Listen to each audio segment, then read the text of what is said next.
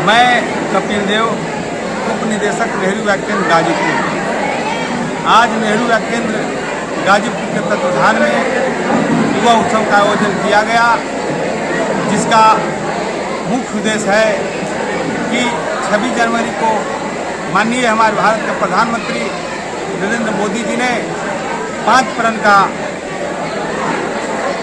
अमृत के 5 प्रण का घोषणा किया था, जिसका पहला था विकसित भारत का निर्माण, दूसरा था गुलामी की हर सोच से मुक्ति, तीसरा था विरासत पर गौर, चौथा था एकता और अखंडता और 5वां था नागरिक कर्तव्य। इसी के ऊपर आज युवा उत्सव का आयोजन किया गया, जिसमें यह भी ध्यान रखा गया कि जो हमारे अमृत महोत्सव चल रहे हैं, अमृत काल के 5 प्रण के साथ साथ वीटी का नमन और वीरों का अभिनंदन, इसके तहत भी इस कार्यक्रम में वीर के जो परिजन थे उनको सम्मानित किया गया। बहुत मेरा नाम विनोद राय है और नेहरू युवा केंद्र गाजीपुर का जिला सलाहकार समिति का सदस्य। मैं ये जानना चाहता हूँ कि आज देश अमृत महोत्सव मना जा रहा है, लेकिन जिस जनपद गाजीपुर में 8 लोग शहीद हुए थे, इनके बारे में आदरणीय प्रधानमंत्री जी ने भी एक शब्द नहीं कहा है। इस बारे में आप क्या कहना चाहते हैं? ऐसा कुछ बात नहीं है। राष्ट्रीय स्तर की बात और जनपद स्तर की बात में कुछ अलग अलग बातें हुई हो सकती हैं। मैंने ऐसा कुछ नहीं सुना है, लेकिन जो शहीद हुए हैं, मैं कह सकता हूँ कि अमृत काल में वहाँ पर एक बहुत बड़ा कार्यक्रम हुआ था और प्रतिवर्ष 18 अगस्त जिस गांव के 8 लोग शहीद हुए हों, अब पूरी बरतानिया हुकूमत ढल गई हो, उसकी धनक अब तक हमारे प्रधानमंत्री को नहीं पहुंची है। सुनने का क्या कहना है? हम चाहेंगे कि आगे इस बारे में यदि कहीं उनको नहीं जानकारी हो या किसी तरह की बात न पहुंचाई गई हो कि नहीं इस तरह की बात हुई है, जानते तो जरूर होंगे, लेकिन राष्ट्रीय स्तर पर जो बात मान लीजिए कि राष्ट्रीय स्तर की होती है, जनपद स्तर की बातों को हो सकता है क्यों न जाने। 8 हमारे यहाँ मरे, बलिया में 8 से ज़्यादा मरे, वहीं पर बहुत सारे लोग हो गए, लेकिन जनपद स्तर पर जो चीज़ें हैं वो राष्ट्रीय स्तर पर और प्रदेश स्तर पर कहीं कहीं छूट जाती होंगी, ये मैं मानता हूँ। क्योंकि बहुत सारी चीज़ें, मैंने एक किताब पढ़ा अभी, उत्तर प्रदेश के तमाम स्वतंत्रता सेनानियों का नाम, एक व्यक्ति जो बिहार के थे लेखक हैं, मैं आपको उपलब्ध करा सकता हूँ, उसमें 80 शहीदों के कहीं भी नाम नहीं, क्योंकि हो सकता है कि उनकी जानकारी में संज्ञान में न हो, जो वो दौड़ा कर रहे हो, जो देख रहे हो, उतनी ही उनकी जानकारी हो, कहीं कहीं लोग छूट जाते हैं, ऐसा हो सकता है। लेकिन हम चाहेंगे कि शहीदों के राष्ट्रीय स्तर पर इनका नाम आना चाहिए, नहीं आना चाहिए, या मैं चाहूँगा और उम्मीद रखूंगा कि आने वाले समय में इस तरह का ये हो या कोई भी प्रधानमंत्री हो, इन शहीदों को जो भी सम्मान उचित दिलाया जा सकता है वो उचित दिलाया जाए। आज नेहरू युवा केंद्र के तरफ से अमृतकाल महोत्सव मनाने के लिए 5 बिंदुओं पर मेरे JNSB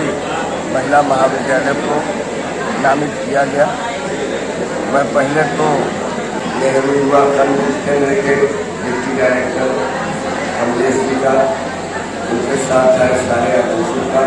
हमारे बच्चे और बच्चियों को अमृत काल के बारे में बताने का कष्ट किया और बच्चों को बहुत सारे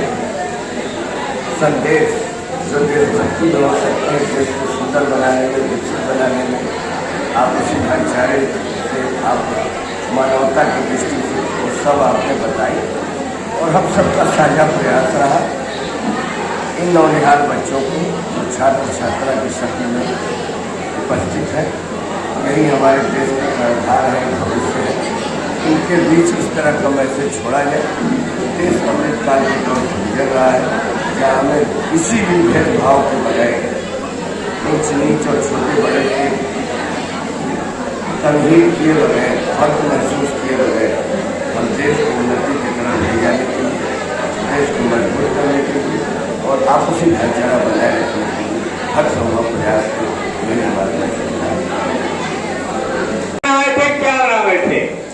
हम क्या बनाने आए थे, क्या बना बैठे, कहीं मंदिर बना बैठे, कहीं मस्जिद बना बैठे। अरे हमसे तो परिंदे अच्छे हैं, कभी मंदिर पर जा बैठे, कभी मस्जिद पर जा बैठे, कभी मंदिर पर जा बैठे। 30 लाख डॉलर उसके साथ न्याय नहीं कर पा रहा। शिक्षा की जहाँ तक बात है, आज़ादी के पहले गुरुकुलों की स्थिति थी, गुरुकुल में पढ़ाई होती थी, लेकिन उसमें पढ़ाई क्यों दृष्टि होती थी, या तो राजा महाराजा पढ़ते थे या विप्र वर्ग के लोग पढ़ते थे, सबको शिक्षा नहीं मिलती। आज़ादी के बाद ये सबसे बड़ी बात है कि आप सबको पढ़ने का अधिकार मिला। यह जरूर है, यह दिक्कत है कि जो गुरुकुल काल में जो कुछ लोगों के हाथ में शिक्षा की पढ़ने और पढ़ाने की दायित्व था, वो आज नहीं है। लेकिन आज भी हमारे शिक्षा में बहुत असमानता है। प्राइमरी स्कूल में पढ़ने वाला बच्चा, कॉन्वेंट स्कूल में पढ़ने वाला बच्चा,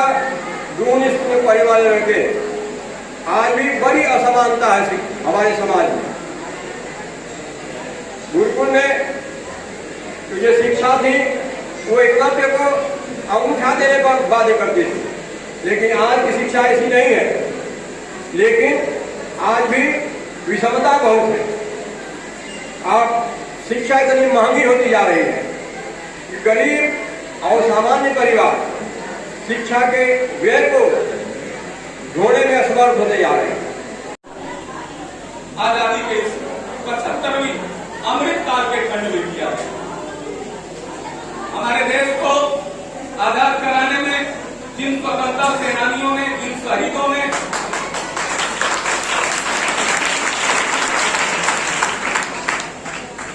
उससे पूर्व, और बच्चों ये मैं कह सकता हूं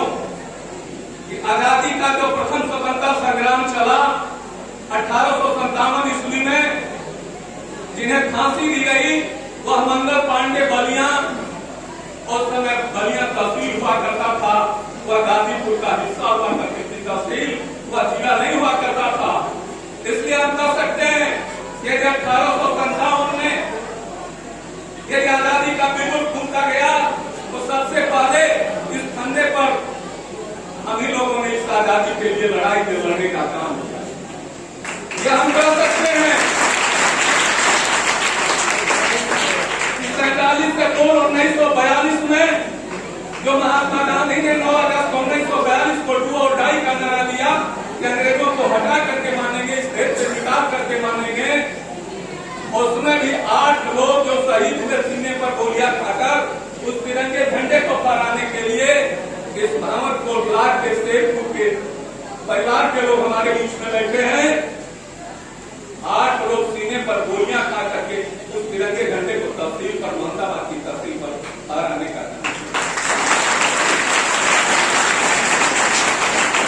45 में आजादी मिली। हमारे वक्ताओं ने बताया कि नहीं, देश की सीमाओं की रक्षा करने का काम हमारे यहाँ के बहादुर सिपाहियों ने जो किया, वीर अब्दुल हमीद ने 1965 में अमेरिका के पैंटन टैंक को तोड़ने का काम पाकिस्तान के खिलाफ पहली बार किया। मैं कह सकता हूं कि रामचंद्र पांडे जी महावीर चक्र के विजेता इस जनपद की धरती के, यही नहीं, इस त्याग और इत्याग जैसे लोग या बगल में जयप्रकाश यादव जैसे लोगों ने कारगिल में देश की सीमाओं की रक्षा में शहादत दी। उन सभी को आज नमन करने का यह दिन। हम अमृत काल में जिन लोगों ने भी देश को बचाने का काम किया, देश की आजादी को बचाने का काम किया, वह हमारा काम। और इस 75 वर्ष के कार्यकाल में आज इस चंद्रयान की बात चल रही है, मैं कह सकता हूं कि उस इसरो में भी यदि आपका नाम आएगा तो इस जनपद का नाम कांग्रेस का है, रेवतीपुर के, जो उस इसरो में मैं कह सकता हूं उस चंद्रयान 3 की लैंडिंग विक्रम में वह सम्मिलित, कहीं नहीं इसके अतिरिक्त वो कई अहम प्रोजेक्ट में भी सम्मिलित हुए। आप पढ़ेंगे, आप पढ़ेंगे, इसलिए यह बात मैं कह रहा हूं कि हिंदुस्तान में यदि नाम आपको पढ़ाई के कारण मिल सकता है तो ऐसी पढ़ाई आप भी पढ़िए। आप पढ़ करके जाएंगे तो इस गाजीपुर का नाम रोशन करेंगे। इस गाजीपुर का नाम यदि रोशन करेंगे तो इस विद्यालय का नाम रोशन होगा, इस प्रखंडपुरा का नाम रोशन होगा, इस भावरपुर का नाम रोशन होगा।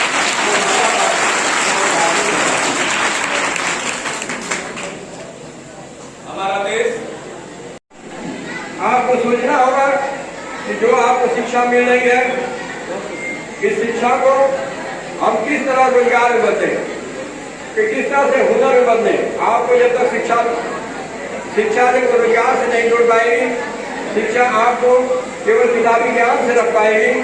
तो इस डिग्री का मेरी समझ से कोई मतलब नहीं। ऐसा काम हो जिसमें असलहे की जरूरत होती है। अगर किसी अपने विदेशी से या कोई भी जंग लड़ रहे हो तो उस जंग जीतने के लिए हमें असलहे की जरूरत पड़ती है। पेड़ काटना हो तो टांगे की जरूरत है, खेत जोतना है तो हल की जरूरत है। तो मैं सभी बच्चों को बताना चाहता हूँ कि दुनिया का सबसे तगड़ा मार करने वाला और दुनिया का सबसे कीमती और सबसे महत्वपूर्ण अगर हथियार है तो वो एजुकेशन है, वो शिक्षा है, वो एजुकेशन। और ये शिक्षा अगर आप लोगों ने ले लिया तो दुनिया की हर जंग आप जीत सकते हैं। शहीदों को जो खो गए, वतन को जगा कर जो खुद सो गए। प्राचार्य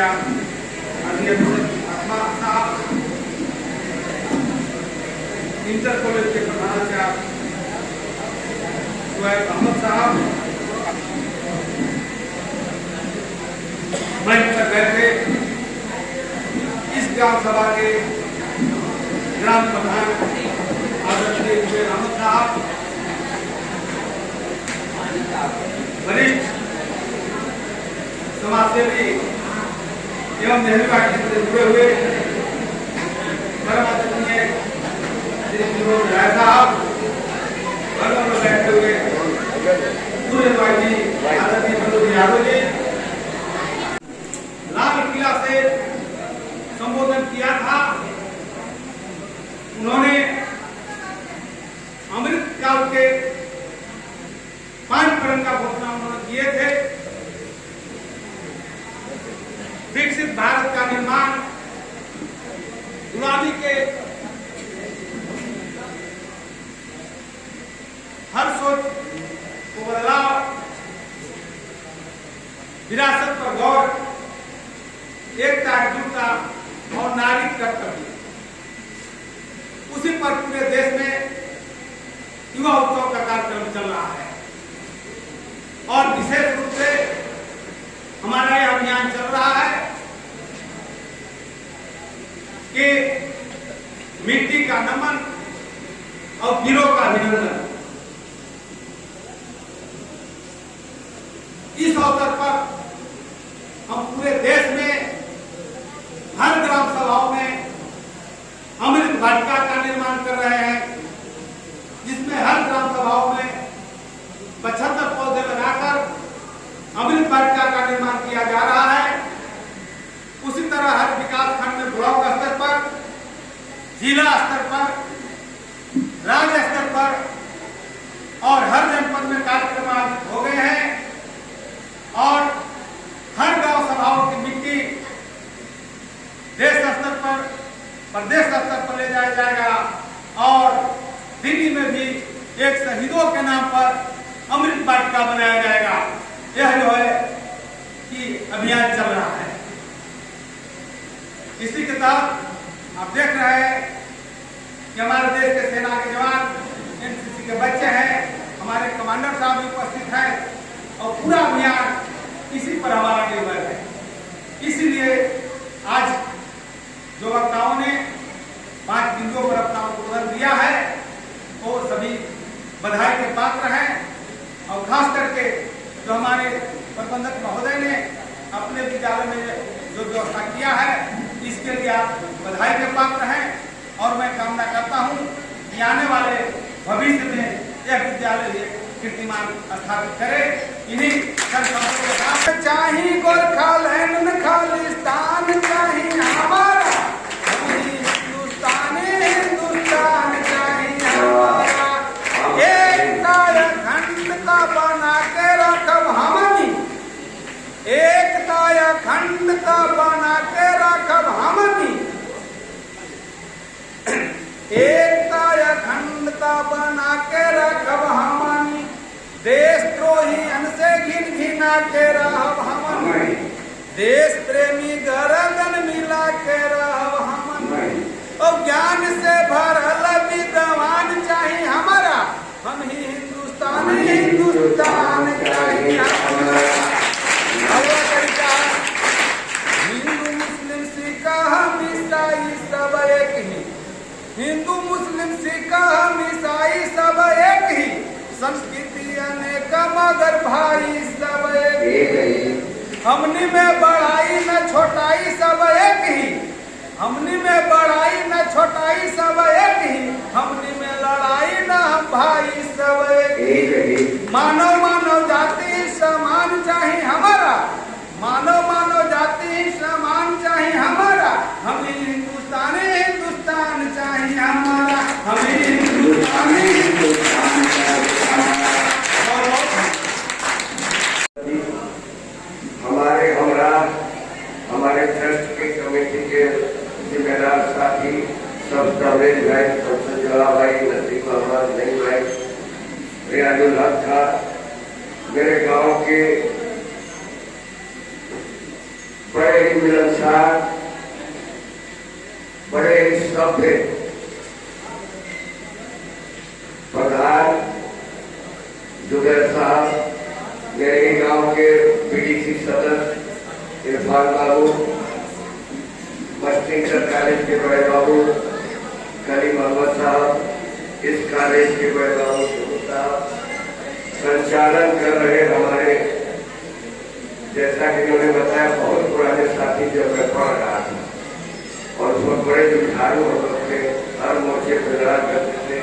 ये भी हमारे साथ पार्टी हुआ करते थे। बच्चों खामोश करो, जो बात होगी आपके काम की होगी, कोई लेक्चर नहीं देना है,